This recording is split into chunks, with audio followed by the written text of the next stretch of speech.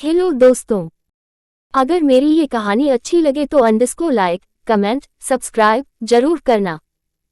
अब चलते हैं कहानी में। Singhania enterprises private limited. Building की सीढ़ियों के सामने खड़ी थी एक लड़की।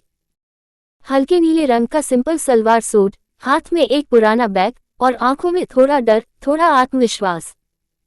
ऋतु सेनगुप्ता। दिल धड़क रहा था तेज।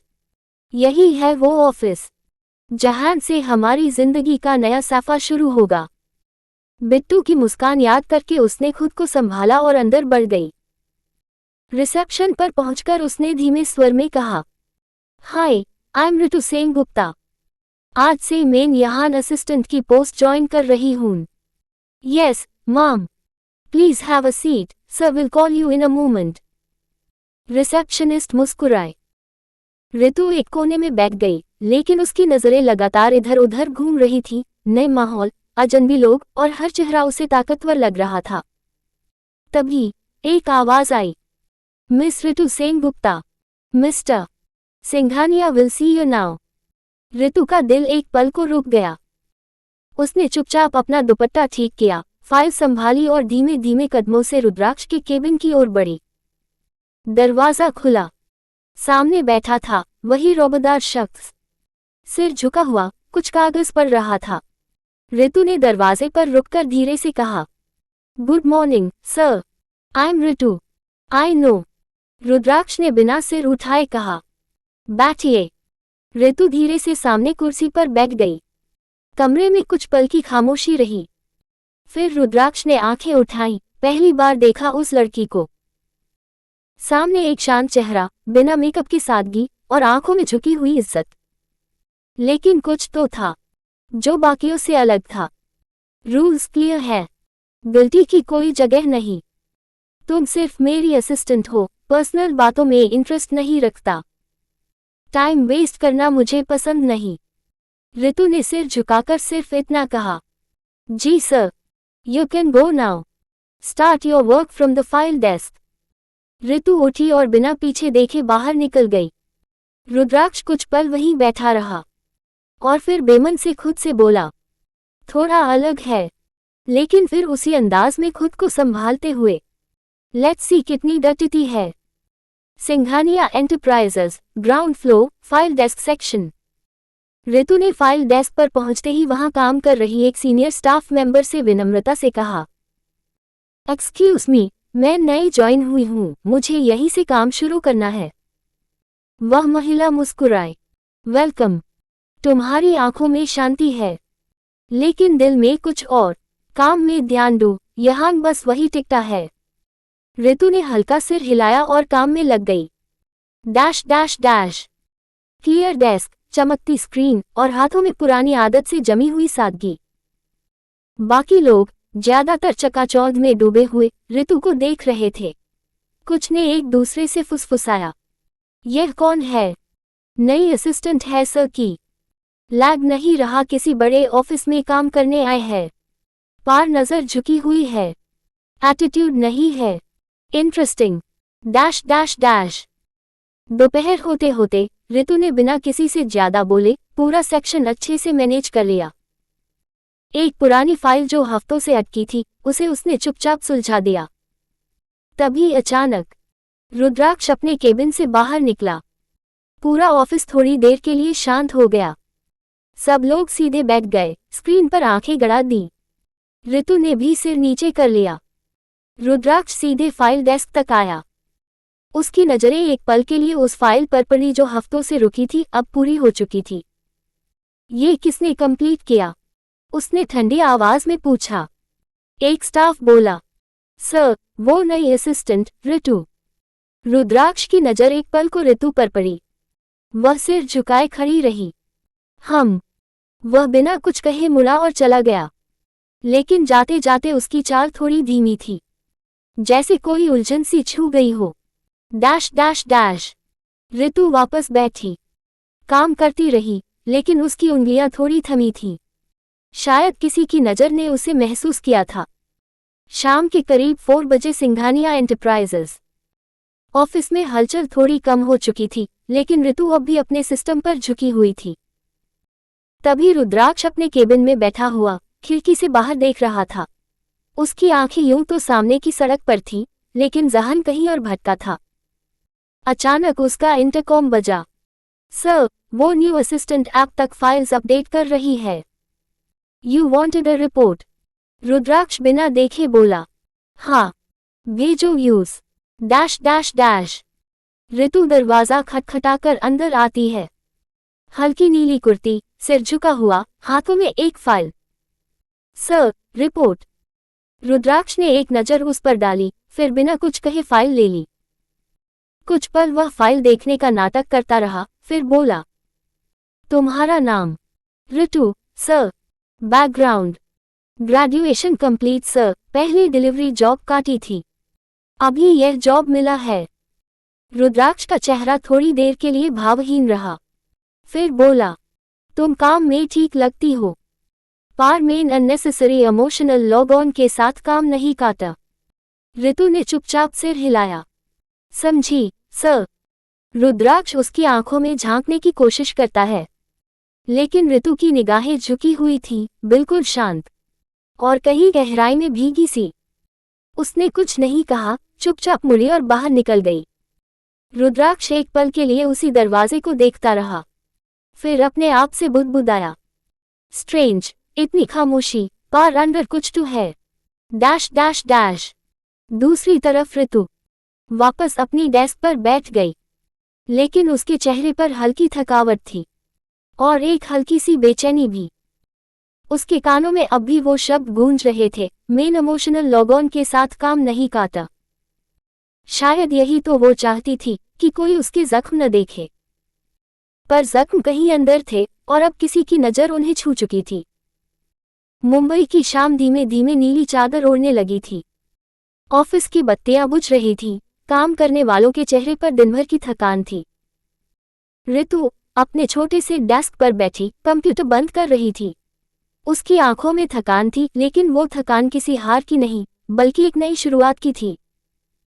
उसने टिफिन समेटा, दुपट्टा ठीक किया और चुपचाप चल पड़ी बिल्डिंग से बाहर। वहीं ऊपर 12वीं मंजिल पर एक ऊंचे और सजीले केबिन में खड़ा रुद्राक्ष ऑफिस के शीशे से बाहर झांक रहा था। भीड़ में उसकी नजर ठहर गई। एक लड़की, शांत, सादगी भरी, पर उसकी चाल में गहराई थी। सफेद सलवार सूट, कंधे पर पुराना बैग, सिर झुकाए अपने ही ख्यालों में गुम। ऋतु। उसके होठों ने बिना आवाज के नाम दोहराया, फिर धीमे से खुद से कहा, लेट्स सी, तुम कब तक खुद को छुपा पाओगी, एम्स। ऋतु। दूसरी तरफ ऋतु बस स्टॉप तक पैदल चलती रही। हर कदम जैसे उसके अतीत की परछाइयों से गुजरता था। बस में बैठी तो बाहर झांकते हुए सोचने लगी, जिंदगी में कितना कुछ बदल गया, लेकिन टनाया ऐप भी वही है। कुछ देर में वह अपनी कॉलोनी पहुंची। जैसे ही घर के दरवाजे के पास पहुंची, छोटा सा दरवाजा खुला और सामने था उसका भाई बिट्टू। चेहरे पर वही मासूम सी मुस्कान जो ऋतु की सारी थकान मिटा देती थी। दीदी, कैसा था पहला दिन? उसने झट से उसका बैग पकड़ा। ऋतु थकी थी, लेकिन मुस्कुराए। ठीक था, काफी ठीक। बिट्टू ने उसका हाथ पकड़ा। मुझे पता था दीदी, आप सब कुछ कर सकती हो। घर का दरवाजा बंद हुआ। बाहर अंधेरा उतर रहा था, लेकिन घर के अंदर एक रोशनी थी। उम्मीद की, रिश्ते की और उस कहानी की जो अब धीरे धीरे रोशनी में आने लगी थी। रात का वक्त था। घर की बत्तियां बुझ चुकी थीं, लेकिन ऋतु की आंखों में नींद नहीं थी। वो चुपचाप अपनी बालकनी में खड़ी थी, हल्की सी हवा उसके बालों से खेल रही थी। सामने आसमान पर तारे थे और नीचे सड़कों पर बस कुछ दूर दूर जाती रोशनी। उसके हाथ में एक पुरानी डायरी थी, शायद सालों से बंद पड़ी थी। उसने धीरे से वो डायरी खोली और एक सूखे गुलाब के फूल को देखा जो अब मुरझा चुका था। उसकी उंगलियां कांप सी गईं। फ्लैशबैक की एक झलक, हल्का धुंधलापन, एक लड़का, सिर्फ उसकी पीठ दिखती है। हंसी की एक आवाज, तू ना हमेशा गुस्सा में भी प्यारी लगती है। फिर एक कंगन उसके हाथ में पहनाते हुए हल्का स्पर्श, और बस दृश्य गायब। वापस वर्तमान। ऋतु की आंखें हल्की सी नम थीं। उसने फूल को फिर से डायरी में रखा और आसमान की तरफ देखा। काश तुम होते, ये लफ्ज उसके होठों तक तो आए, मगर आवाज नहीं बने। फिर वो चुपचाप वापस कमरे में चली गई। जैसे हर रात की तरह आज भी उसने अपनी यादों को ताले में बंद कर दिया हो। दूसरी तरफ रात का वक्त। शहर की रोशनी धीमी पड़ रही थी, लेकिन एक काली लग्जरी कार तेजी से अपनी मंजिल की तरफ बढ़ रही थी। कार की स्टीयरिंग पर था रुद्राक्ष सिंघानिया। चेहरे पर वही शिकारी सा ठंडा एटीट्यूड, गाड़ी चलाते वक्त भी जैसे पूरे शहर पर उसका हक हो।